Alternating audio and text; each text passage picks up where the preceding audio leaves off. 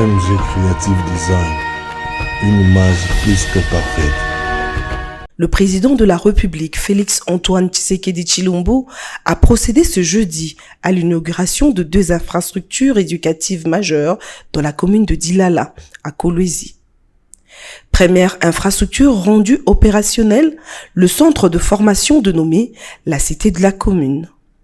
Il s'agit d'un complexe de formation érigé grâce au financement de la redevance minière locale.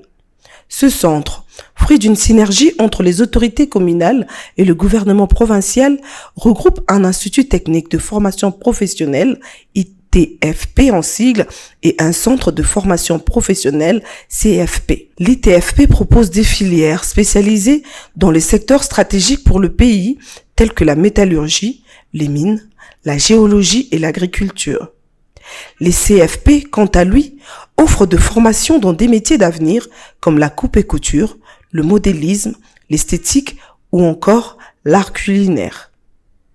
Avec ses 6 ateliers, 12 salles de classe, 4 salles d'agronomie, 2 internats, un amphithéâtre, une piscine, un stade avec piste d'athlétisme et une salle de cinéma, la Cité de la Commune peut accueillir jusqu'à 900 apprenants. Ce qui permet de répondre à la fois aux aspirations de la jeunesse et aux besoins réels du marché de l'emploi dans une province minière en pleine mutation. La deuxième infrastructure inaugurée est le nouveau bâtiment de l'Institut supérieur pédagogique de Kolwezi, ISP. Locataire depuis plusieurs années, l'ISP Kolwezi dispose désormais de ses propres infrastructures modernes, bâties sur un site de plus de 3300 mètres carrés. Le campus comprend 16 salles de classe, un dispensaire, un terrain de football, ainsi qu'une station solaire photovoltaïque.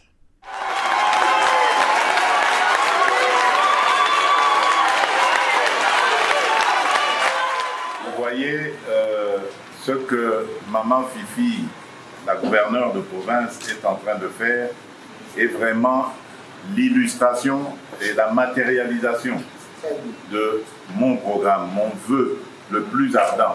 C'est votre pays, vous avez un beau pays, un magnifique pays. Vous voyez d'ailleurs que nos ennemis nous l'envient.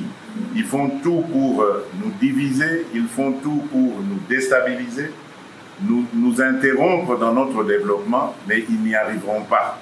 Nous avons le devoir de vous encadrer, de vous apporter les moyens nécessaires de l'État pour vous permettre d'évoluer. Parce que le Congo de demain, c'est vous qui allez le diriger. Et vous avez besoin d'être dans de très bonnes conditions et d'être formé dans de bonnes conditions. Toutes ces réalisations sont saluées par la population. Elles s'inscrivent dans la vision du chef de l'État qui a consacré la gratuité de l'enseignement et le développement de compétences techniques.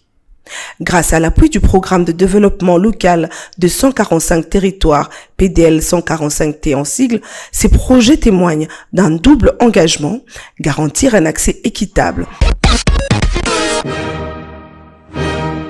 Réaction de la Conférence épiscopale nationale du Congo Senko aux inepties de M. Jean-Pierre Bemba, vice-premier ministre et ministre des Transports et Voies de Communication du gouvernement de la RDC.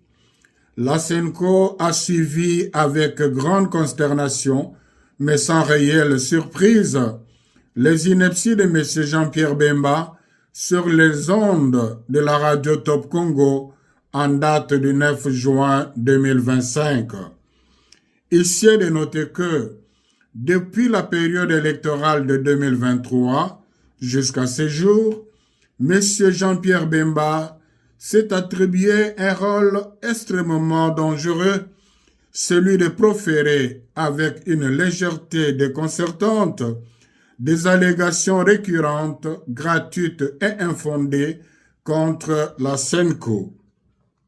Il multiplie des déclarations qui portent atteinte à la réputation de la Senko et risquent de compromettre le climat de confiance nécessaire à la cohésion nationale et au bien vivre ensemble dont le pays a tant besoin. En effet, au regard du contexte sociopolitique actuel, Cette belliqueuse sortie médiatique donne à croire que M.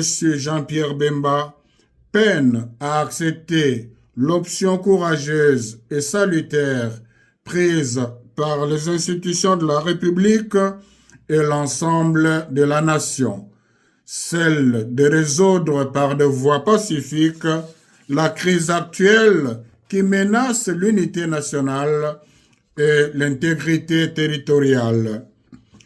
Il y a lieu de se demander si, avec ces propos, M. Jean-Pierre Bemba veut ramener le pays à l'époque où il avait fait tuer les innocents à Kisangani et à Kinshasa. Fidèle à sa mission prophétique, l'Église catholique tient à son engagement à promouvoir et à défendre la paix dans notre pays. Il est donc inacceptable qu'un homme public, mis par des considérations personnelles et une animosité manifeste envers ses concitoyens, s'autorise à défier la raison, le bon sens et le respect dû aux institutions.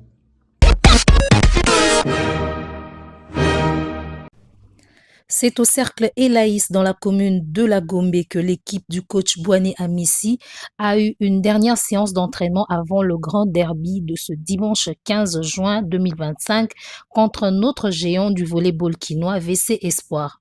Fondamentaux comme système de jeu, les joueurs de la team verte se sont préparés en conséquence tout en respectant l'adversaire, comme le dit ici Yannick Checha, un des piliers majeurs de cette formation sportive. Le VC Sport, c'est dimanche. En regardant mes coéquipiers, nous sommes prêts déjà.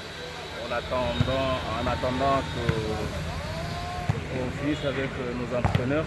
Sinon, tous mes coéquipiers sont prêts pour le mois de dimanche. Pour le moment, je ne dois pas beaucoup parler parce que vous savez, avec le volley, c'est pas comme le football. Donc, qui viennent encourager et supporter leur équipe, il y aura de bonnes choses. On ne promet rien, mais il y aura de bonnes choses. Pour le capitaine Perpétus Salasala, l'objectif c'est de gagner pour mieux poursuivre la compétition. On va aborder ces matchs avec beaucoup de sérénité et beaucoup de sérieux en tout cas, parce que c'est un match qui va déterminer notre première place pour la phase aller et nous sommes vraiment concentrés et décisifs pour entamer ce match. Notre objectif en tout cas c'est gagner les titres et nous allons match par match, c'est comme ça notre objectif en tout cas. Nous éliminons des matchs, nous voyons d'abord le prochain match, ensuite ce qui vient après, donc nous abordons match par match. Notons que ces deux clubs quinois qui s'affronteront ce dimanche 15 juin, à savoir VC Green Team et VC Espoir, n'ont aucune défaite.